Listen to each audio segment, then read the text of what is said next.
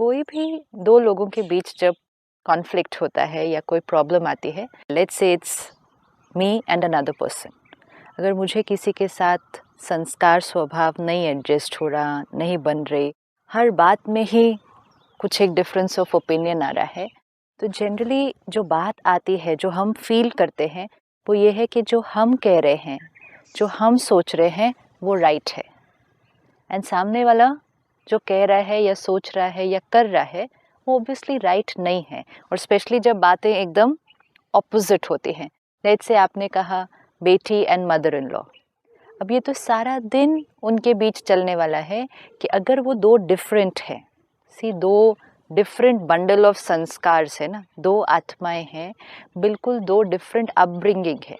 जब एक माँ और बेटी भी है, मदर इन लॉ तो अलग हुआ, माँ और बेटी जो एक ही घर में, एक ही परिवार, जेनेटिकली भी कनेक्टेड है, हम कहेंगे पेरेंट्स के कई संस्कार बच्चों को मिलते हैं, इतनी स्ट्रॉन्ग अटैचमेंट होने के बाद भी डिफरेंस ऑफ ओपिनियन आता ही है, क्योंकि संस्कार अलग अलग हैं। यहाँ क्या है, पेरेंट और चाइल्ड में बॉन्डिंग बहुत स्ट्रॉन्ग है, फाउंडेशन प्यार की बहुत स्ट्रॉन्ग है, और इसीलिए एक्सेप्टेंस, क्योंकि लव मीन्स एक्सेप्टेंस। तो अगर आपको डिफरेंट दिखता भी है, आप उसको पसंद भी अगर नहीं आए, आप उसको एक्सेप्ट करते हैं क्योंकि वो मेरा बच्चा है। थोड़ी देर क्रिटिकल भी हो जाएंगे, बोल भी देंगे, but after that then it is still okay, क्योंकि एक्सेप्टेंस लेवल उस रिश्ते में बहुत हाई है। लेकिन अब ये बेटी जब दूसरे घर जाएगी, जहाँ कई सालों की एक अलग कंडीशनिंग हुई है, वो कितने बजे उठते हैं, क्या खाते हैं, क्या करते हैं, उनके सही और गलत के जो पैरामीटर्स हैं, उनकी राइट्स एंड रॉन्ग्स की जो डेफिनेशंस है, और इस बच्चे की जो राइट्स एंड रॉन्ग्स की डेफिनेशन है, दे कम्प्लीटली डिफरेंट। मतलब हो सकता है कि दोनों का एक भी राइट और रॉन्ग सेम नहीं होगा। वो आत्मा एक अलग एनवायरनमेंट में, अलग वाइब्रेशंस में पल कर आई है 25 साल या 30 साल, और यहाँ एक अलग वाइब्रेशन है। अब सिर्फ 25 साल की अगर हम वाइब्रेशन देख लें तो दो कम्प्लीटली डिफरेंट हो सकती है।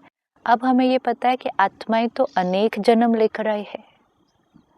तो मेरे suppose I get married and go somewhere, तो ये 25 साल मेरी कंडीशनिंग इस फैमिली से अलग है, बट व्हाट अबाउट मेरे उससे पहले के 60-70 साल एक अलग परिवार में, फिर उससे पहले के, फिर उससे पहले के, कितने सारे संस्कार है यहाँ पे।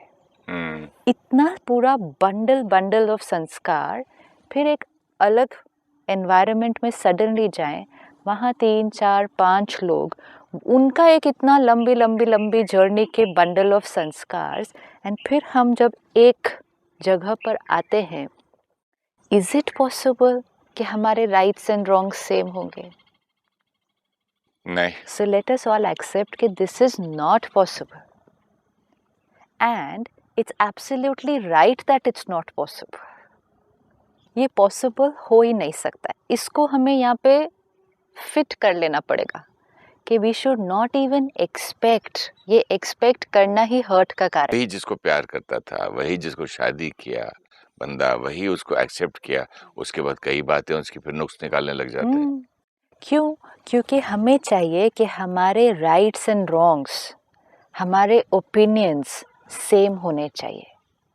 जैसे हमने कहा कि वो बेटी शादी करके गई दूसरे घर में, एक है एक्सटर्नल कंडीशनिंग, उसको भी हम एक्सेप्ट करते हैं कि वो डिफरेंट होगी ही, लेकिन जिस परिवार में वो जाती है, आपने जैसे कहा कि वो एक्सपेक्ट करेंगे कि वो उनके राइट्स एंड रॉन्ग्स के डेफिनेशन में फिट हो जाए। उनको भी तो नया लगता है ना, ये लड़की मतलब अलग क्यों है। हाँ, लेकिन वो मैंने लेकिन मैं वो रिपीट अलग करूं, नहीं बोलते। हाँ, हमारी तरह क्यों नहीं बिहेव करती। नहीं, हाँ। वो गलत है। ओह, अलग होने में कोई प्रॉब्लम नहीं है, अलग होने में कोई प्रॉब्लम नहीं है, क्योंकि अलग तो होंगे ही। इफ आई से आप मुझसे अलग हैं, डिफरेंट है, आपकी सोच मुझसे डिफरेंट है, it's perfect. I accept you and I say we are different.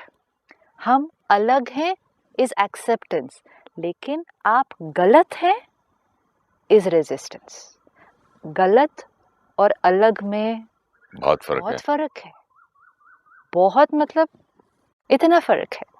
मैं सही हूँ, आप गलत हैं। अलग होकर भी राइट रह सकते हैं, लेकिन गलत होकर राइट नहीं हो सकते। गलत होकर कैसे राइट होंगे? राइट। लेट्स से उस परिवार में सुबह उठने का टाइम 5 बजे का है। अब ये बेटी जिस घर से आई है ये उठती होगी 8 बजे, लेट्स से।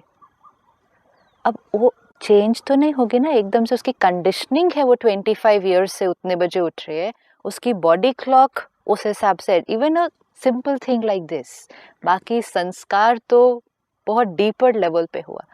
अब वो 8 बजे उठती है तो पूरा परिवार, and if it's a joint family तो बहुत सारे लोग कैसी एनर्जी क्रिएट करते हैं।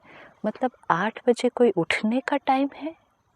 क्या सिखाया इसको इसके पेरेंट्स ने? आज कहेगी आज भी मैं 60 साल की हूँ, मैं सुबह उठकर 5 बजे किचन में हूँ, और ये महारानी अभी तक उठी ही नहीं। You know the kind of things that we can think and say over a small habit. ये बहू हो या जो भी XYZ, यही पर्सन जो 5 बजे नहीं उठ सकता है इस घर में शादी के बाद, वो 5 बजे क्यों उठता है जब प्लेन पकड़ना है? तो ठीक है, उसके पास भी लॉजिक है। ठीक है, मुझे फ्लाइट तो एक आधी बार लेनी है ना, इसका मतलब ये थोड़ी मैं रोज सुबह 5 बजे उठ जाऊंगी।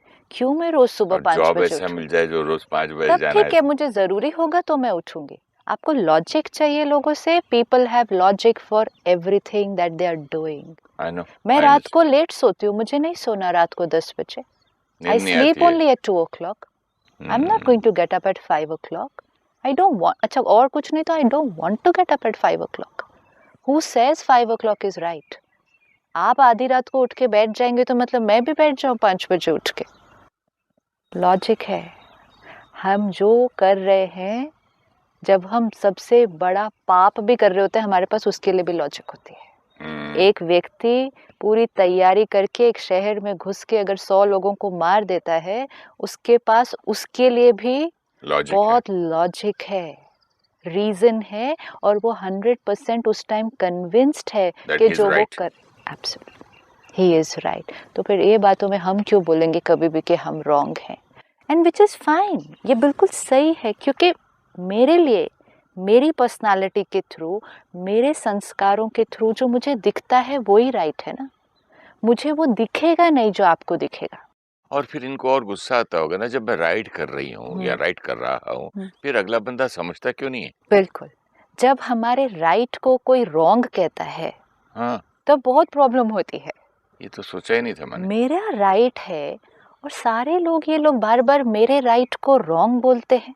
पता नहीं मुझे पसंद नहीं करते या मुझे जलते हैं, जो भी रीजन हो, और जब मेरे राइट को ये लोग रॉन्ग बोलने लगते हैं, तब मैं इनके राइट को मैं रॉन्ग बोलना शुरू कर देती हूँ।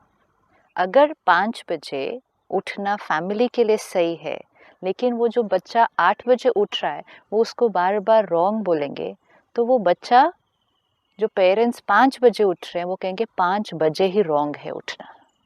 And very soon you have 2 people.